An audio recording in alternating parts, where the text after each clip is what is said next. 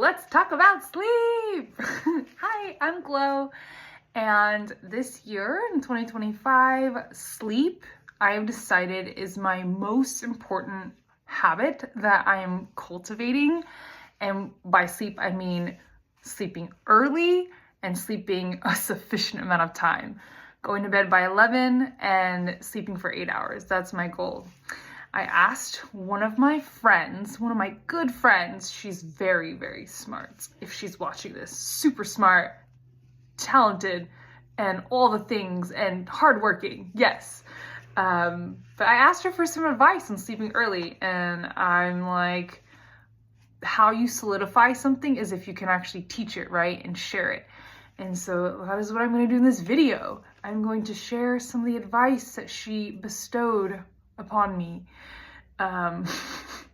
And this will like go into the subconscious, you know?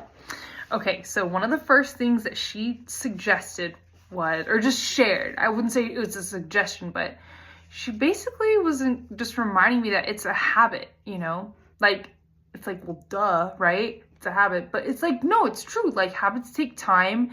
And so being mindful of, hey, there's this thing you're cultivating, like it's not going to happen overnight.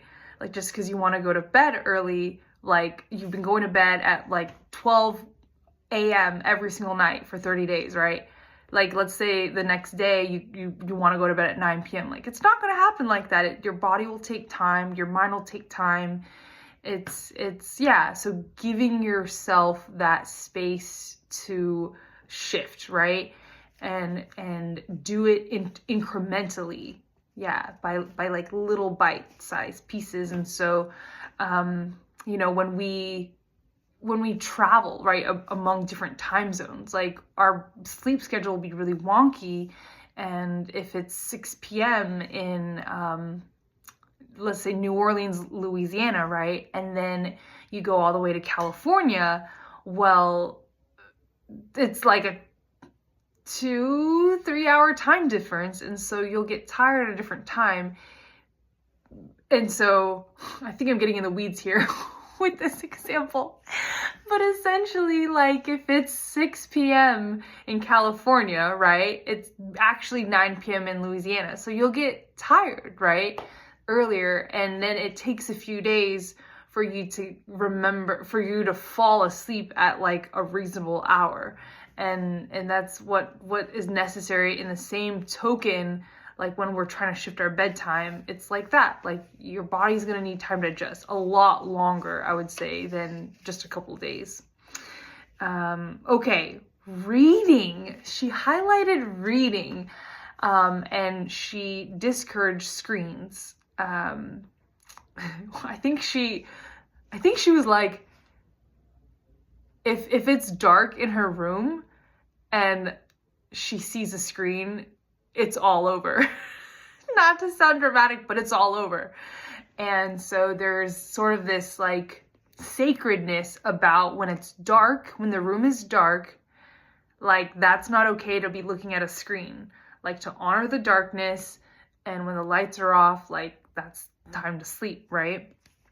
And taking a break from the screens before going to bed, like having this like wind down routine, which we all know of, like, oh yeah, like, 30 minutes, an hour before you go to bed, start to dim the lights, wind down, take it easy, not do any jumping jacks or like push-ups right before you go to bed.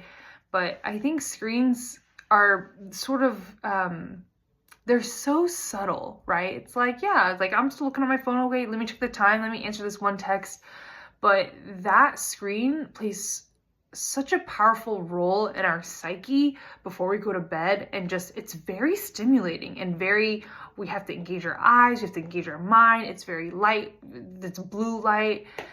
So whether or not we are really aware of it, it is, stimulating. It's quite stimulating, more than we think, more than we know it to be, So just to be mindful of that in terms of your ability to fall asleep. And the other thing to be aware of is activity as well. So physical activity. Some people really, they can work out, they can do all the things and then fall asleep right away. Great. I'm not one of those people, and my friend also isn't one of those people too. And so having sort of this space between the activity and between falling asleep so that your body has time to acclimate, adjust, and get ready for sleeping.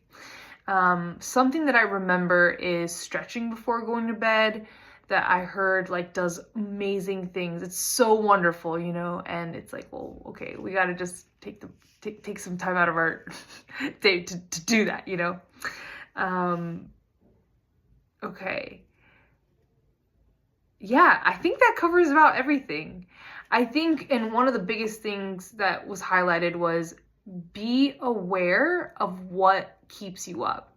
And so in this, you know, in these two examples I gave you, you know, physical activity and then screen time. But maybe for you, it might be something else, you know, it could be, you know, every time you converse with your roommate or you're on the phone with someone right before you go to bed, like that actually like stimulates you or gets you energized and like to be talkative, right? Or if you're aware, like actually talking to this person right before you go to bed actually calms me down, it gets me ready to go to bed, then great, like that helps you wind down. So being aware of that. And I mean, at the end of the day, be really, as much as possible, can you cultivate discipline about screen time before going to bed? And if it's dark in your room and the lights are off, yeah, it means it's time to go to bed. So, all right, those are my pieces of advice from my really good friend that I learned today that I wanted to share with you. Happy sleeping. Okay, bye.